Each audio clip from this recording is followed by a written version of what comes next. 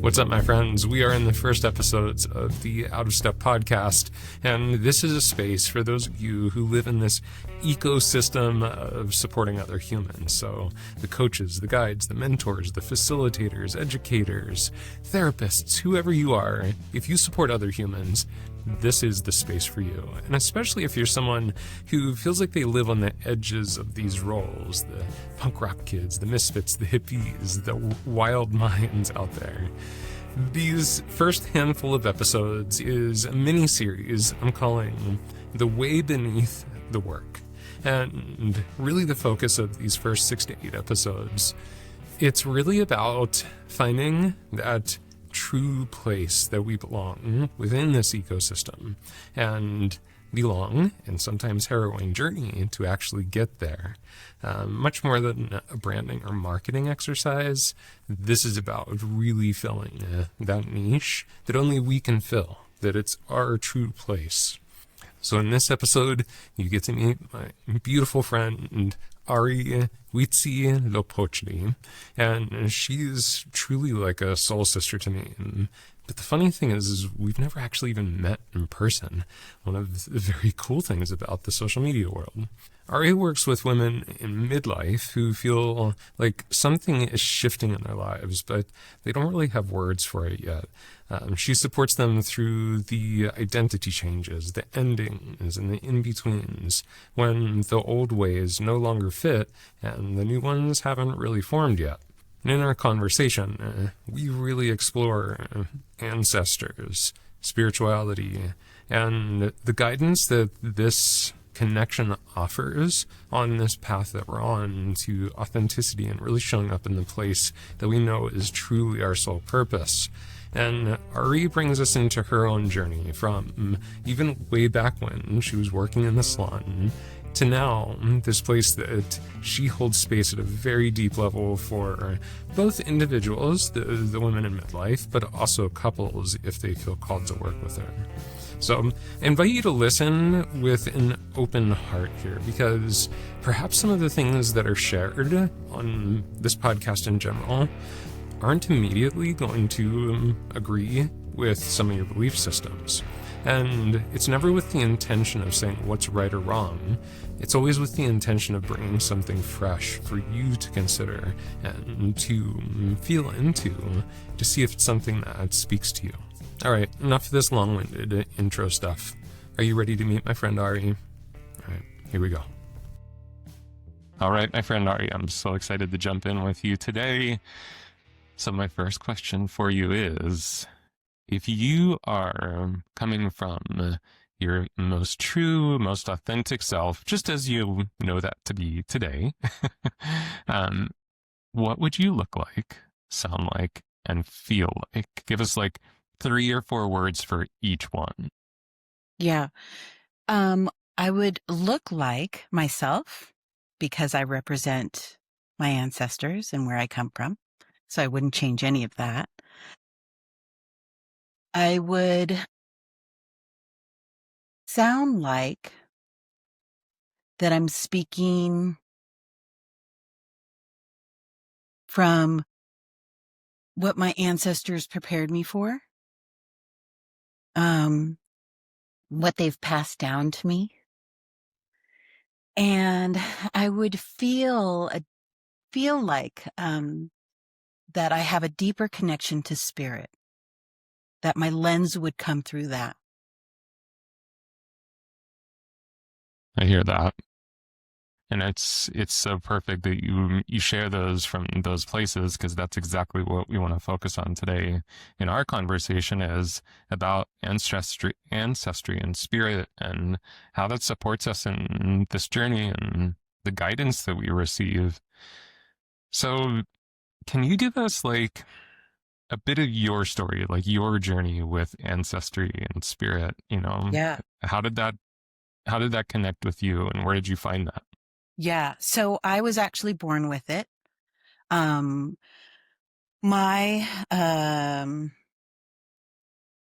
work with spirit, I've always known that to be. My family's from Mexico, Guanajuato, where I live now. And so I remember being really little and not knowing what was happening around me and the things I was hearing.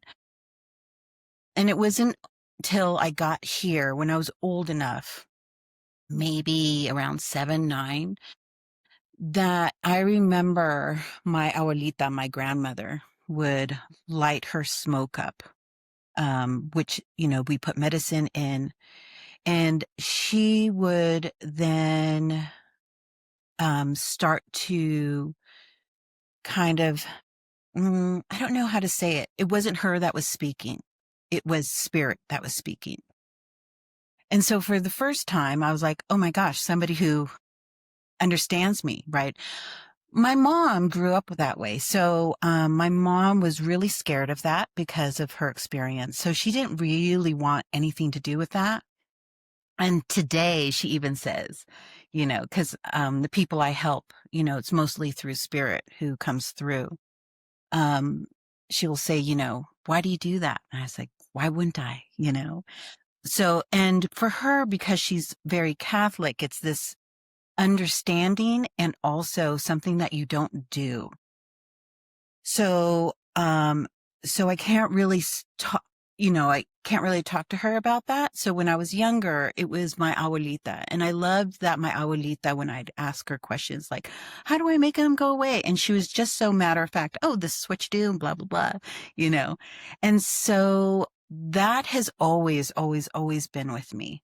And there was a time that,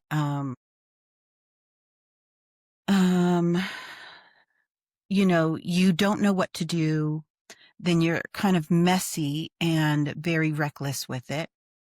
And now, there is a point where when I work with spirit, it's very much very intentional and very much a period of time, whereas before it was just kind of wild, wild west with them, and so, which is not healthy at all for me, or anybody, for that matters.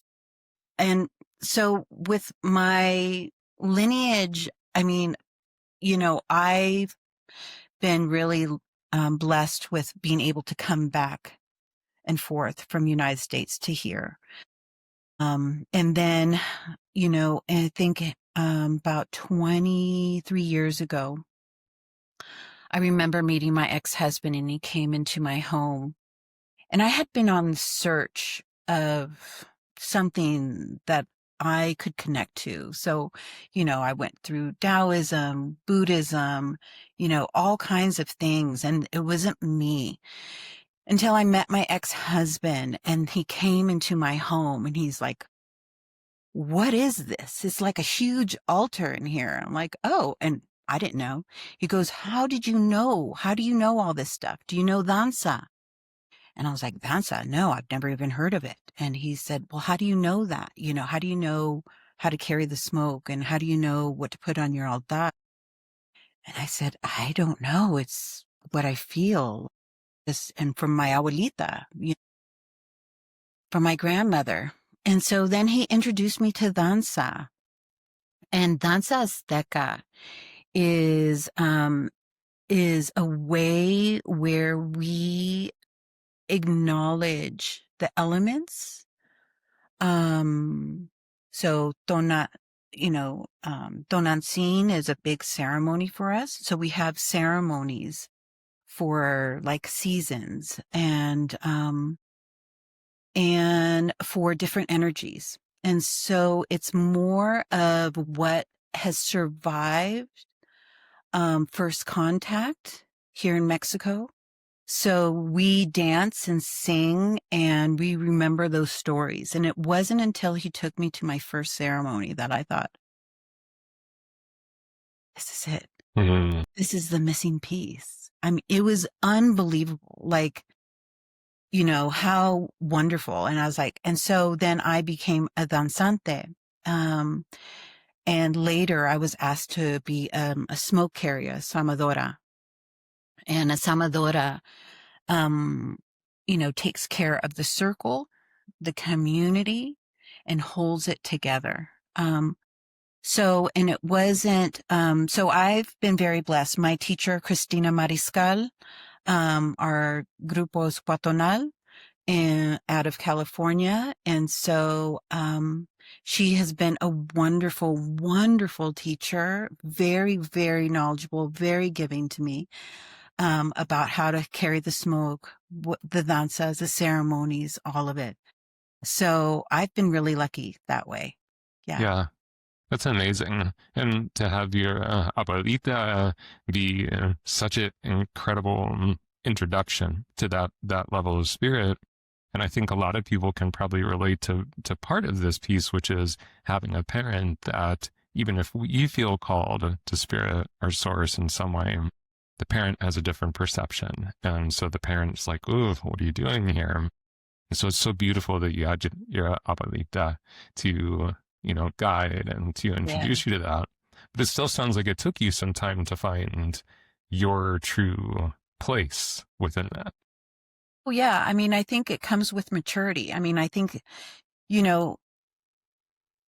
it's very interesting to me. So I've just recently come out of my circle, my community of ceremony, into this, kind of to the masses, right? With the work I do and what ceremony means to me. And, when I did that, there was so much recklessness. There was so much, people holding medicine or doing ceremonies without even understanding their own ceremony, right?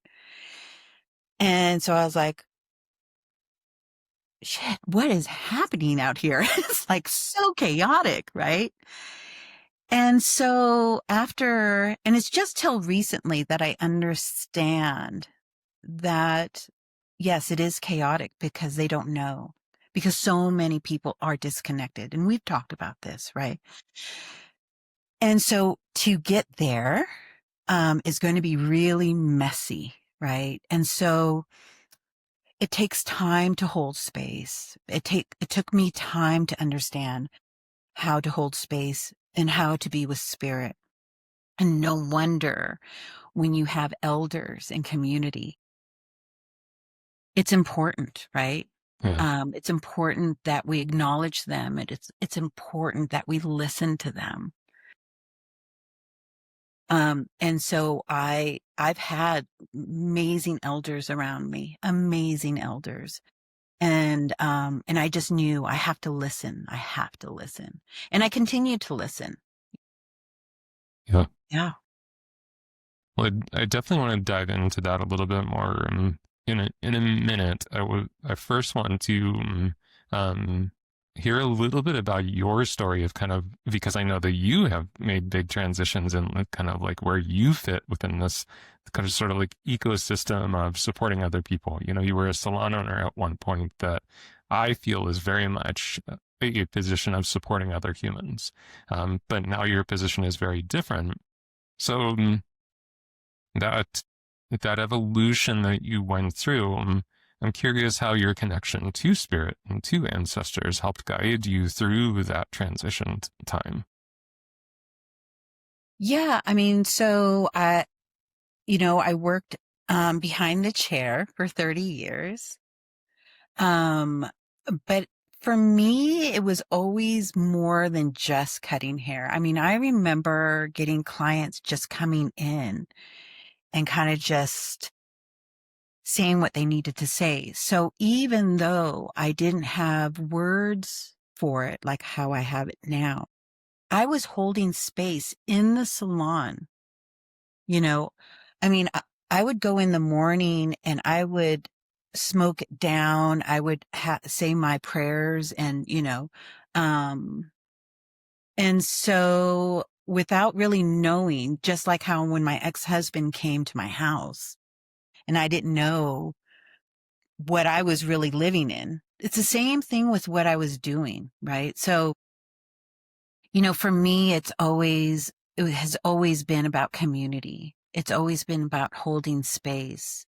And how do we do that, right? And now that I'm in Mexico, um, I think you look back at your experiences, um, even with the medicine that I hold, right?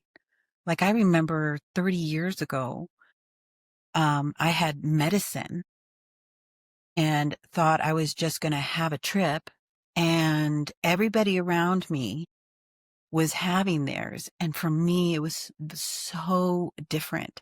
I was actually a facilitator without even knowing I was a facilitator or holding space even then. And the medicine very much told me, things that I was like, oh, this is so different from what you all are doing right now. And so even back then, when a client would have an issue and they just couldn't get over it, right? I would say, come to my home and I'll hold space with you and the medicine. And then when I had kids, I mean, even doing that, you have your transitions, your life transitions that got me to be able to be the space holder that I am now for people. With so much gratitude for the medicine to come back into my life and to be able to say, yes, do this again. And that's the difference, right? Like for me, um, when I hold medicine, I never take it for granted, right? Because one day it might leave me. So every day I'm like, thank you. And I think that's the difference in how we are, and have been taught through our ancestors, through our lineage. And everybody has it, right? We're all, how much we have the respect, and there is no difference between, um, the Mother Earth, the waters, the winged ones, the scaly ones, the four-legged, the two-legged ones. I mean, we are all very much connected to all of that, right? And Hmm. everybody came from that place. Yes. Did I answer your question? You, we're getting there. Yes, absolutely. Because one of the things that I think is really important that you shared, and I think a lot of people can probably also relate to, is recognizing something within themselves. Like you are recognizing, maybe not apparently recognizing and making the connection yet, but even 30 years ago, you noticed that you had this gift of holding space. You took medicine that was probably at that point more like, hey man, let's do some drugs and hang out, But you had the experience of, oh, this isn't doing drugs and hanging out. This Yes, is medicine, holding space with medicine. very much so. Yeah. Um, and and then through danza, going through other medicine ceremonies, and seeing how the elders and how the medicine man or how the medicine woman holds that. I mean, that to me still, that was like, those experiences are huge in my life, right? Um, and to be that connected to spirit, I mean, that is like golden. And when I tell people about that, you know, because they always wonder about this container that we're in. And I always say, this is not important, this container that we are in. What's important is the spirit that's in that container. And spirit will always tell you that that's more important. So when we see somebody and we say, I feel a connection, that is spirit talking. That's spirit talking, right? They recognize that person. So yeah, I mean, I can go on and on about spirit because it's amazing. Well, that's what we're here for, is to definitely go on about spirit. um, so with with so I know that you were behind the chair for those 30 years, and I know that you were a salon owner for at least a portion of it. So what was the catalyst or the motivator to make the switch to what you're doing now, which is different in many ways and in a different place? So what was the catalyst there? So I lived here about 23 years ago with my ex-husband, and to be with my family. And I thought, oh, this is great. I'm here. This is going to be so fantastic. However, that's not how he felt. And so we had to move back to the Bay Area. And I had promised my parents, I'm coming back. As soon as my youngest one graduates high school, I'm coming back. Because this is where, when I came the first time, this is where home was and is for me. There's something really amazing and beautiful if you can do it. For me, where my grandmother, where my family is from, where I can say this is where my great grandmother lived. I mean, that's like, that to me is everything. And so I went back to the Bay Area and did my thing. And then COVID hit. And my youngest, we graduated early. And so I said, I'm coming. I get to come now. And I had just met my recent husband, or my husband, who will always be my husband. He was like, how do you do that? I go, I don't Recent know. husband. There might be another one. Maybe. Who knows? I don't know. And so, and I said, hey, yeah, this is great. We're dating. Fantastic. Regardless of how I feel for you, I'm moving to Mexico. And there's no, and for the first time in my life, nothing mattered more than me moving to Mexico. I'd prepared my kids for that. I prepared my community for that. Like, I'm leaving. I've got to get out of here. And and then he came and he fell in love with it too. So it's always been in the plans. I've always needed to come back here. So Yeah. yeah. And that connection to place, I think, is really essential for a lot of people. And it's something that I think a lot of us don't really have an experience of, like for myself, I'm really looking forward to eventually putting my feet on the soil in Scotland, because I know that that's where my ancestors are from. As much as going back to Pennsylvania, where my family lives, my grandparents live, I don't know, that doesn't quite give me that thing that you were describing. What I picture is stepping a foot into Scotland, where there's like that depth of ancestry. And that's where I feel like that's going to come from. Yeah. So once you get to Mexico, you're grounded here in Mexico, and what happens from there? Like, how do you start to move into the work that is your focus now? For me, it's always about listening to my intuition. And, and trusting that my path, so being on my path and trusting that completely, as wild as that might sometimes feel, sound, or be like, I just have to do it. And, for me, like, my daughter lives here with us. And if I say, I'm going to do this, right? There's no what if or questions. And I have a partner that's the same way, that he doesn't understand what I do. Sometimes doesn't believe what I do, and it doesn't matter. That he, even though all those things, he still supports me, because he sees what happens with the people who come and when they leave, right? He goes, that's what's important. That's all the proof I need, right? Is that. And so, I didn't know how it was all going to look. And the medicine came to me here. And I was like, okay.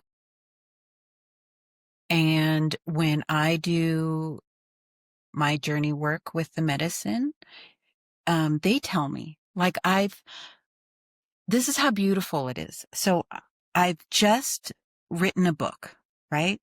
It just so happened that I met this person and I had launched my free ebook. And I told her that. So she got it. And she said, Ari, do you know what I do? And I said, no, I don't know what you do. And she says, I'm a publisher. And I said, oh. And she goes, I need you to write this book. I need you to write a full book. But see, that's spirit. That's spirit putting these things. So that's how that all works, right? And I told her, because she just gave me the manuscript back, and I said, what did you think about chapter 10? Because chapter 10 was completely written by spirit. It was amazing, right? And she's like, well, let's look at it. And chapter 10 is the only one that doesn't have any corrections in it. Isn't that amazing? I mean, that's amazing to me. But that's spirit. So when people ask me, how do you do it? It's like I'm on the path and I just listen to spirit. I just listen to spirit, and spirit comes through with my intuition. I can't explain it. It's just what it is. And everybody, again, has that too. And when I do the work, I try to get people to go as close to spirit and meet their medicine. And from there, that's where all the magic happens. Yeah. Yeah. Mm. I know for me, and this has been a long journey for myself, is to distinguish for myself what the difference is between a message, either an intuitive message, a message from source, a message from ancestor, versus head chatter or just stories. Is there anything that you found has been helpful to distinguish between, like, okay, is this spirit speaking that I need to write a book, or is this just thoughts in my head? Well, spirit's always giving you messages, always, right? And there's a different feeling when that happens. So if somebody's saying something to you and you're like, oh, that feels different, right? It resonates with you. That's spirit trying to tell you something. In your head, if something's happening and it's different from the same record going over and over again, because first of all, spirit will never tell you anything negative. It only wants you to speak about yourself with most love and compassion. It will never say, wow, you really need to lose weight, or wow, if you only think. Never, ever. You are so perfect in spirit's eyes. So, and it's a little different for me because when, it's those thoughts that are like, you should turn the corner here. I should turn the corner here. Yeah. Let me just turn the corner here. Let's just see what happens. Right. And there's a reason why I needed to turn the corner here. That's different from the chatter. It's these moments of just quick little things, right? Something that you read that really resonates, something that somebody said. Listen to those, because that is spirit talking to you. There's a different feeling when you're speaking from the head and the chatter. That's could be really stressful. That's never spirit. Spirit never stresses you out. When there's something that hits you in your whole body, in your chest, in your gut, that's spirit.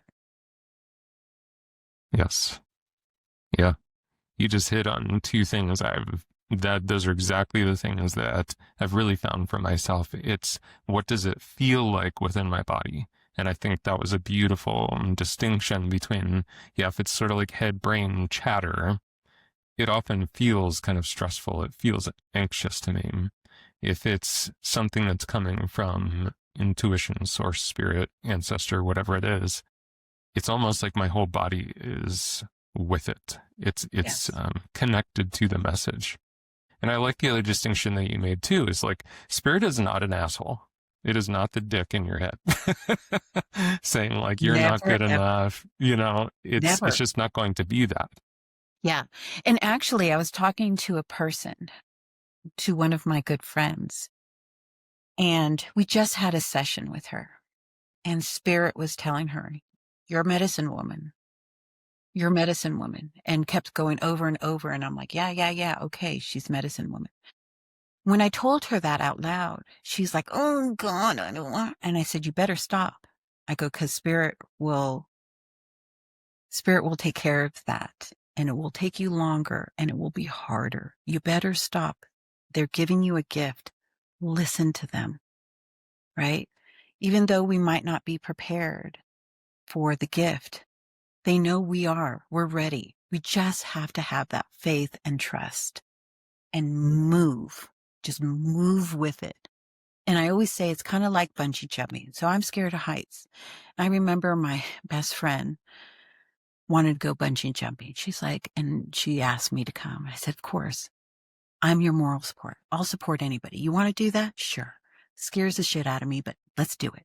So here I am on the crane holding her feet because the cables are so heavy. And I'm like, oh my gosh. Okay, here we go. And they're like, 1, 2, 3, let her go. And I let her go, not knowing that as she goes, the basket I'm in swings back and forth, and I'm terrified. We get back down, and my legs are shaking, right? And I'm like, oh my God, that was so scary. Wasn't that so scary? She goes, that was so great. Wasn't it so great? I'm like, yep, that was so great. That's how it feels sometimes when spirit puts something in your place. Just have to go through it. Those cables are going to catch you. You're going to bounce back. You're going to be great. And you're going to be like, I did that. That's great. That's what it's all about here. Yeah. I love that you brought that piece up too, because I do think that very often Source, Ancestor, speaking to us and saying, hey, this is who you are. Like, this is truly who you are. And I do think that sometimes it's hard to listen because, again, the chatter comes up, like the proverbial imposter syndrome, or the I'm not worthy, I'm not good enough starts to come up. And so, like, when you're working with someone that's going through that, how do you help guide them through to listen and trust and keep walking forward? Yeah. Well, first of all, when somebody comes to do journey work or retreat with me here, it's not that you just show up. We do work before, like a good 6 to 4 weeks before to get you here. So, all that is fear. So we have to get down to the wound, because unless we get down to that wound, because right next to the wound is the gift, right? Is the lesson that you need to learn. And so, it takes time for the unraveling and to get there. And so that when you get here, then you're getting here so we can just push you over to the other side, and so that you can embody that, what I like to call the new rock, right? You've been on this old rock that has, that narrative has been put on you by society, religion, your parents, whatever, everything. And that rock, it's very comfortable being on the rock, right? And even though it's uncomfortable and you're no longer wanting to be on the rock, at least you know the rock. Mm-hmm. So when we get you on the new rock, so I usually meet people in the in-between where they're no longer this, but they don't even know what this is. So coming and working here and doing the medicine, we get you on your new rock. But that's because we've prepared you for the new rock. And that's when you get to have your own narrative, right? That flows like water. And it changes like that. And giving you the grace and the permission to do that. So preparing somebody to get here is a lot of unraveling of that old narrative, for sure. Yeah. And that's also something that comes up in this book I've been reading called The Journey of Soul Initiation by Bill Plotkin. And he's talking about that journey of soul initiation and the preparation phase leading up to it. And I think this is really important for those of you that are listening. And this is something that you're going to hear repeated very consistently throughout this entire series, is this isn't just a quick thing. Like, we can't just go through a branding exercise of like who your target audience is and, what your offerings are. And all of a sudden we're just going to know deep in our soul that this is our calling. That this is a journey that starts somewhere. And I like what you said, Ari, which is it does have to probably start even with some basic healing, some basic internal work before we can take those bigger steps on the bigger part of the journey and really step into this place that we're trying to get to, which is this deeper calling, or this, like kind of true seat within this ecosystem. This is a long journey, and a lot of steps have to happen to get to a place that it's like, okay, I'm here and this is where I'm meant to be. Yeah. And so we're just, as a collective, just starting this new shift, right? And so you'll hear me talking about this shift where we need to stop being addicted to healing and start to live, because it's through the living experiences, my lived experiences, right? That I'm able to speak and to know what I know. We have to stay present and to live in order to heal. A lot of people that come to me are like, I've done this and I've done that and blah, blah, blah, blah, blah. And they're so wrapped up in this healing process that they don't even enjoy this moment, the journey of it, right? Because there's goals.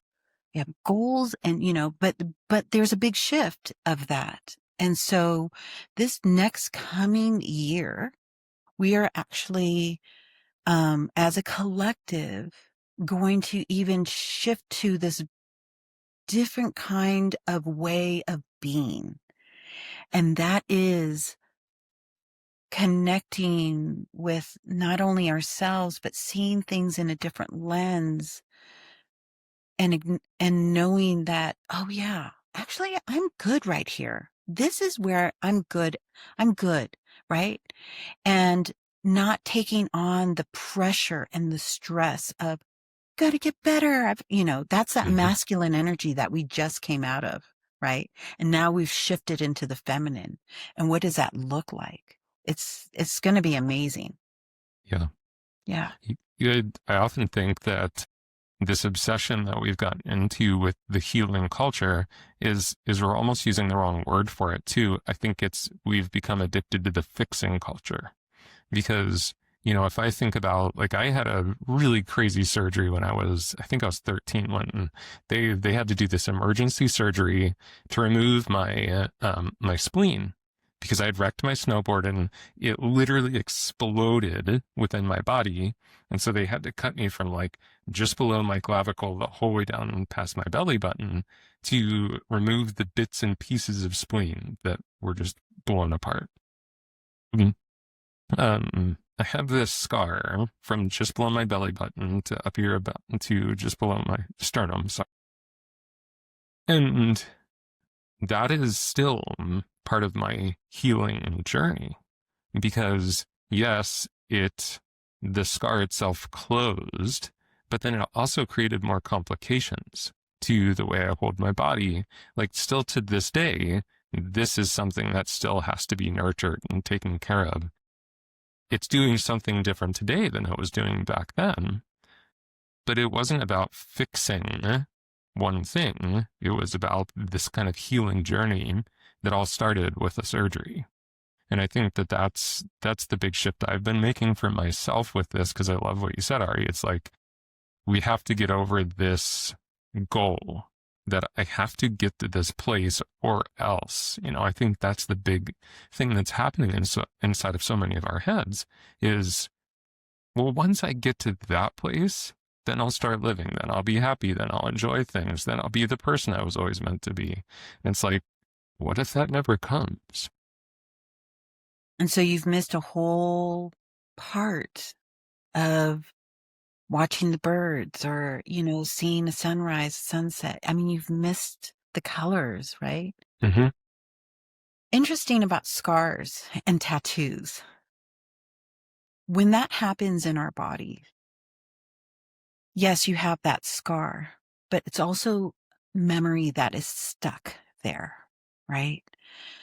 So, like, if you do any fascia work, like I do fascia work, to remove and to release that energy that was in there, you know, because part of the work that I do, people are so much, in here. And I said, but what's it doing to your body?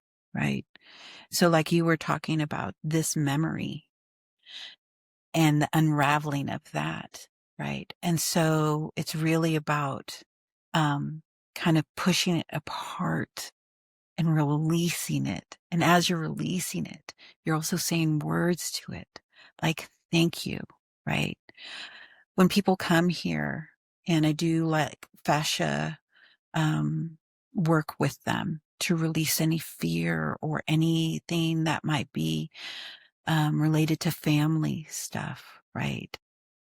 And we start to release the energy that's in that fascia.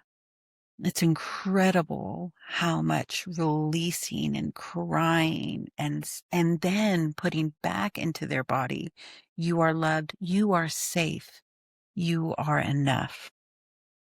And so, you know, we are now understanding the work as we do this. Like for me, when I do the medicine work with people, they have homework. They have homework of whether it's journaling, whether it's movement, because we've got to make space for it. When they get here, before any kind of journey work, I'm like, okay, we've got to make space. So you've got to get some body work done. And everybody has like 2 hours worth of body work to finally kind of like, let's break you down because you get here and you're like, you know, and that's years of stuff, right? So yeah, making that space to allowing and receiving the new is great. And that's part of being present right here. Yeah. It's all part of the journey, right? There's just so many layers to all of this. We do have to work with the mind. We do have to work with the body. We do have to work with the body in so many, many different ways. Yeah. Yeah. Um, there was something that you actually kind of hinted towards the beginning of our conversation that I want to go to, because this is something that has been so important to me, and it's something that we've talked a lot about, is this coming back to this whole concept of like the support from spirit ancestors. And there are a lot of us in this world who feel very orphaned or, disconnected from a sense of source or a sense of spirit, a sense of ancestry, because we don't really have any record of it. We were brought up without it. And I know for me, that has been such an essential piece of where I am today, with having a sense of ownership of where I belong within this world and the purpose that I have in this ecosystem of support. What can you share with people about like that sense of orphanness and that disconnection? Yeah. And you're right. There are a lot of people, and I've met people who like say, I'm adopted. I have no idea where my people are from. And, I would say that just like how I, went in search of, right, where my certain stories, certain songs, something that just really resonated in my body. If you start to look around in your home, I'm sure you're going to get hints of the messages of where you're from. And so for a lot of white embodied people who have, you know, this obstacle, I always say start building your altar And they always say, well, what do I put in it? I said, go outside. There's already stuff in your house. Start putting that thing, whether it's a rock, whether it's plant, whatever that is, start building your altar. Put your, if you have pictures of anybody in your family, put them on there, right? And from that, you're going to start opening yourself up to things that are going to start coming your way, right? Because you're wanting that connection, right? And so I would say that you have to be very intentional about why you're building your altar, what feels right to you, right? So like when you go into these really, I don't know, crystal shops, right? And people will say, well, what crystals come to me? And I said, I don't know. You have to literally go into the crystal shop and just go, this.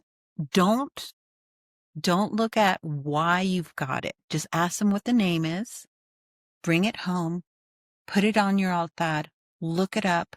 And I'm sure whatever that crystal was supposed to be, what it says it's for, you're going to know. And it's those little things that are going to start to connect you to your lineage, to your family. I guarantee it. It always does. It always does, right? Sometimes when I'm working with people, like I have a person I'm working with, and I said, I don't know how to tell you this, but you are a witch. Your people, I can even tell you where your people, what that land looks like. I can tell you that, right? And it just so happened that in her lineage, she goes, I heard stories that somebody in my family was a witch. I go, yeah, you're a witch. So basically I'm raising a baby witch right now, right? Yes. And I told her, I said, go into the gardens, right?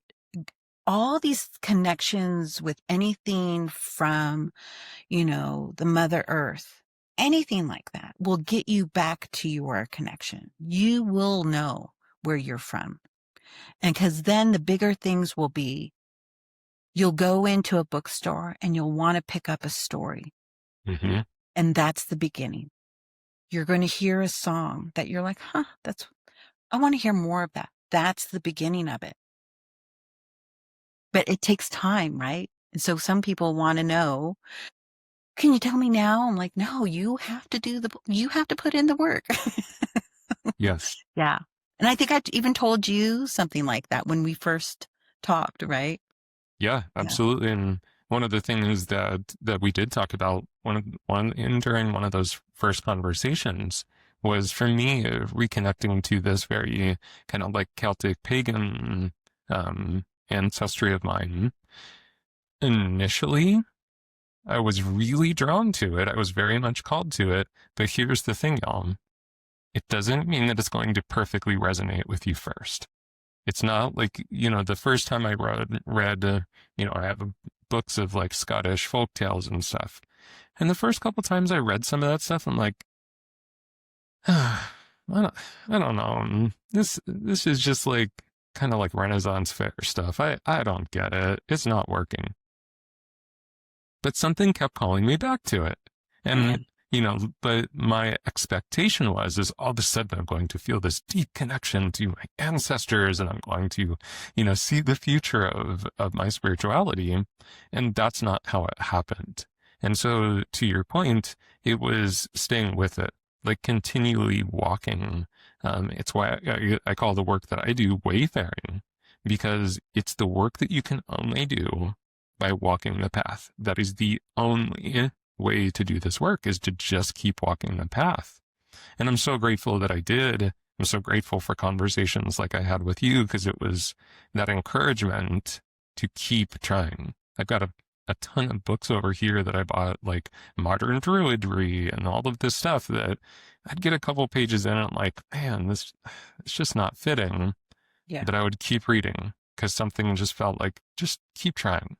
And then eventually, one of my mentors now, his book fell into my hands. And I opened the book and I'm like, oh my gosh, this hits. But I wouldn't have gotten to that point if I would have bought the first book or the second book and been like, oh, this isn't working, so I'm just going to stop this whole search. Yeah. And who is your mentor and what's the book's name? So his name is Frank Owen. He actually wrote the book under a bit of a pen name, Frank McEwen, because he's also Scottish. And it's called The Mist-Filled Path. And it's what I really loved about it, Ari, is I think what I was looking for with a lot of the books that I was purchasing, and I think this might resonate with some of you.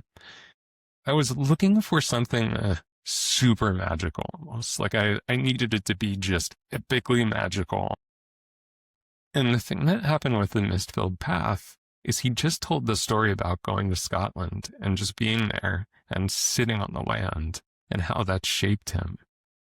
And that's where it really connected. I was like, oh, I can do this. Like this feels like a step. This feels more real to me. Because like I said, I would read some of the Druidry books and stuff, and I'm like, I don't know, this is kind of folk magic-y stuff that doesn't really resonate with me. And I'm not saying anything negative against it. It just didn't sing. It didn't sing to me. But this very kind of nature-based, just go sit on the fucking land and feel it. I'm like, oh, that's what hits. That's what connects with me. Yeah. And the reason why I asked who that is because we're always taught to say the names of our teachers and our mentors. And Thank you. so we want to honor that, right? Mm-hmm. And I loved that you picked up that book and something resonated. That's what I'm talking about with spirit, right? And so even though the other ones are like too hippy dippy or whatever, you will then go back to those books and have a very different understanding. Yes. And so it's beautiful, right? And yes, we will always say there's a connection to the land, to be able to go back to the land where your people are from. You know, at some point, if you're able to do that, right? That there is something about that. And that's why it's so important that I'm here. It's so important that I learn, you know, about the foods and everything, you know, as much as I can learn the songs, right? Mm-hmm. And the people I've met here, you know, like we have Sweat Lodge here. And I remember coming out of there and going, oh, I now need to learn the stories and the songs. That's what I'm being told. And I told that to the person holding the Sweat Lodge. And she goes, oh, yeah, no, so-and-so's going to, you need to meet so-and-so. And I'm like, okay, well, here we go. This is how it starts, right? Just Yes. like how you picked up that book. Okay, this is how it starts. So yeah. But that takes time, you know, years. It's going to take a long time sometimes, right? Yeah, everyone just take a deep breath and hear the words that Ari just said. It's going to take a long time. And the more that we lean into this message, and again, this is going to be something you hear over and over again, it's truly this walking of the path and trusting the journey that will get us to where we want to. The more anxious we get and need answers right now, we need the fix right now, it takes us further off of our path. Absolutely. And that mindset is a very colonized mindset. So when you're trying to decolonize your healing process, part of that is respecting the journey. Wow. That hits. Thank you. Well, my friend, why don't you just take a few breaths into your heart space for a moment? And if you were to leave the people here with us with some gem from your heart, What would that be?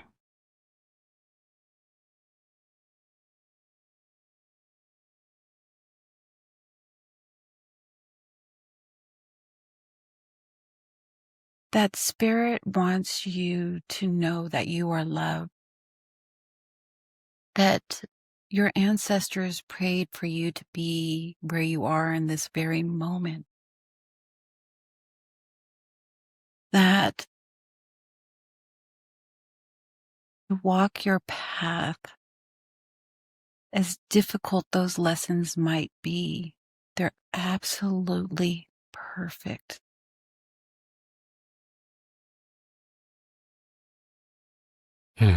Breathing that in, because you definitely hit something within me with that. And I'm so grateful for this time with you, Ari. I'm so grateful that our paths have crossed. And it's one of these moments that I'm incredibly grateful for the gift of social media. In some ways, social media is so hard on us. And yet, I don't know that I would have connected with you without Instagram. And honestly, I couldn't be more grateful because I honestly don't even remember exactly what connected us at first, but whatever that was connected me to someone that I feel so much resonance with and so much gratitude for. So Same. Yeah. thank you so much for being here, and thank you for your guidance on this journey. Ah, thank you. Thank you for having me. Thanks.